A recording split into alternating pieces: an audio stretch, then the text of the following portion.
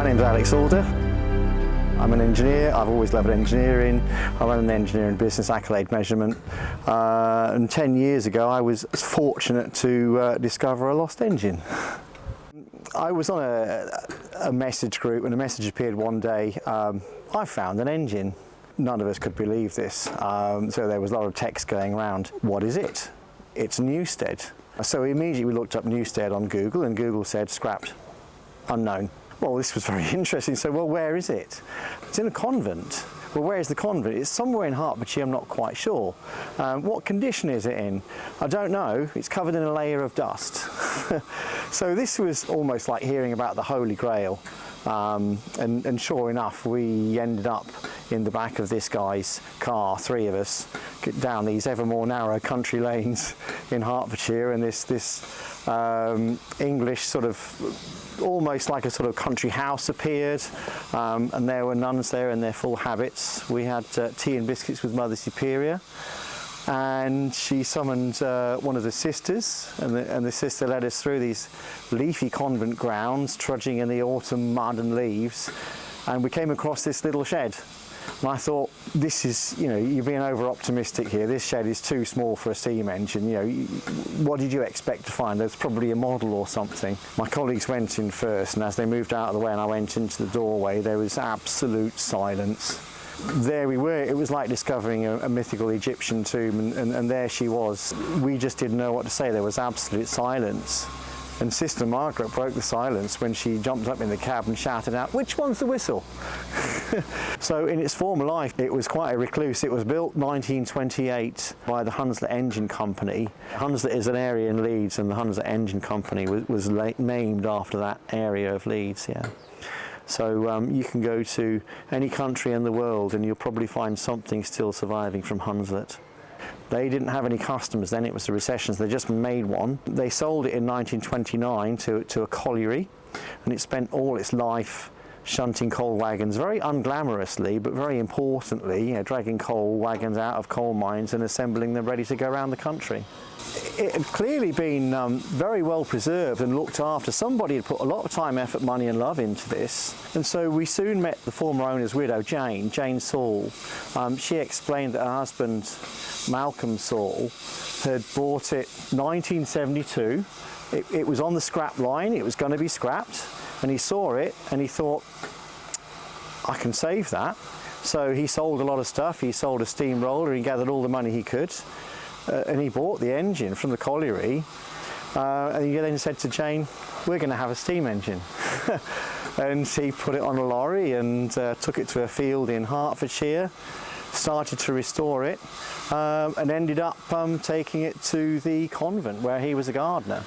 I began to feel a lot of respect for Malcolm Saul, and the fact that, in Jane's words, Newstead was his legacy. So I thought, well, I could take that on and get it to work and make sure it works and it's looked after. So if you take a look around the engine, it's so nice to see it complete for the first time in years. When we got the engine, we thought, well, there's not too much to do. You know, there's a few bits that need some work. We can see that. It needs some paint work. She did some work on the connecting rods that connect the wheels to the cylinders. When we took it apart, we found an awful lot more than we expected, as you might expect. All the moving parts, axle boxes, coupling rods, and inside there, basically every moving part it's had a bearing replaced, had white metal done, and we've even had to do a lot of new castings as well. It took us quite a few years to go through the chassis and do every single moving part.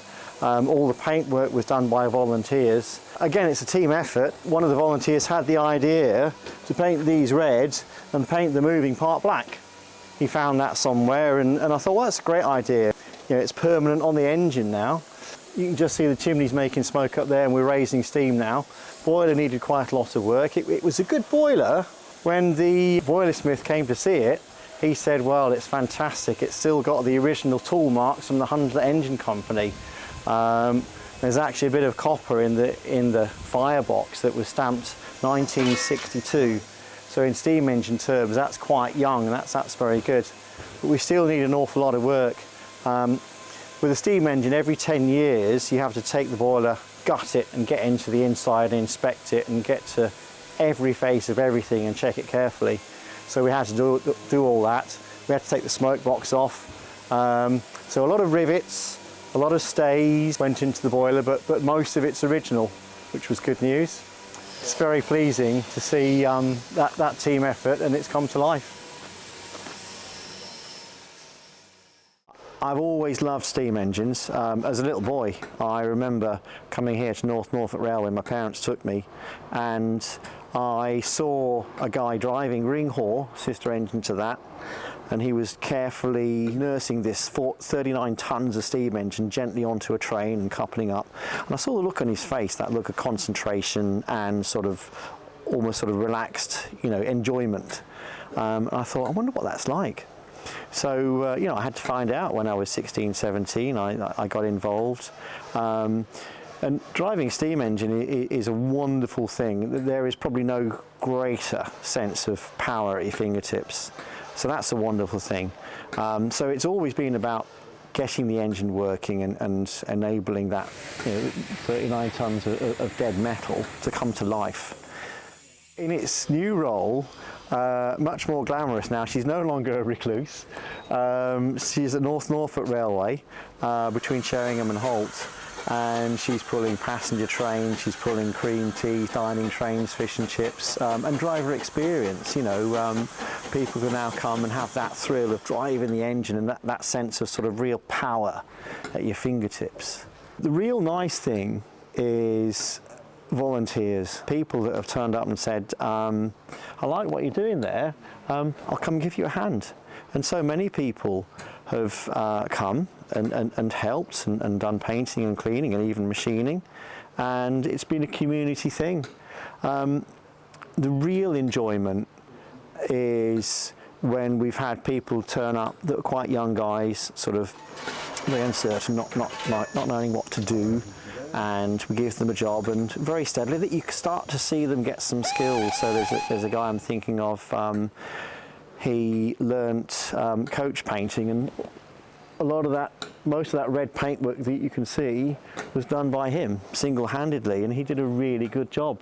He learnt that skill and he mastered it. The other day, ultimate satisfaction, he was driving the engine under supervision. That sense of achievement, that sense of reward.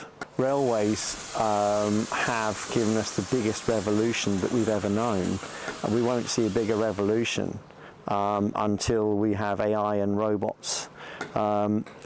It's really hard to, in this day and age when we have so much fluidity and moving people and merchandise around, it's really hard to imagine what it was like before that.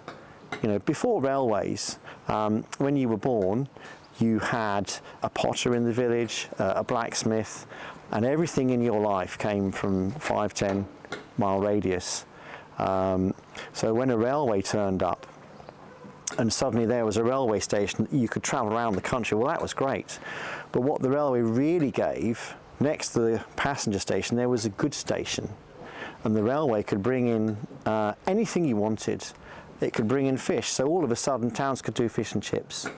It could bring in all sorts of different fruit, vegetables, building materials, tiles, bricks. You couldn't move those things around in bulk, and all of a sudden railways could do that, and you could build schools, factories, universities, and we had this huge revolution where we suddenly got a society and a structure, and it was a huge revolution. It's very hard to appreciate what it was like before. The biggest thing I have to say is thank you to everybody that's helped support it. There it sits, a working engine. The other day at North Norfolk Railway it pulled passengers for the first time ever, a 96-year-old engine. It spent 3 decades hiding away in a convent. People thought it was scrapped. And now at last it's a working machine, and you can see people come and see it and smile and just be amazed by it. And that's wonderful, but it's only been achieved by the help of many, many people. Volunteers and some very skilled contractors. That British engineering heritage, there it is, built by a firm called Hunslet, a family firm of engineers who are very proud of their work, and that firm no longer exists, but the skills do. We still have that engineering capability to do that heavy engineering and make difficult, heavy things work well.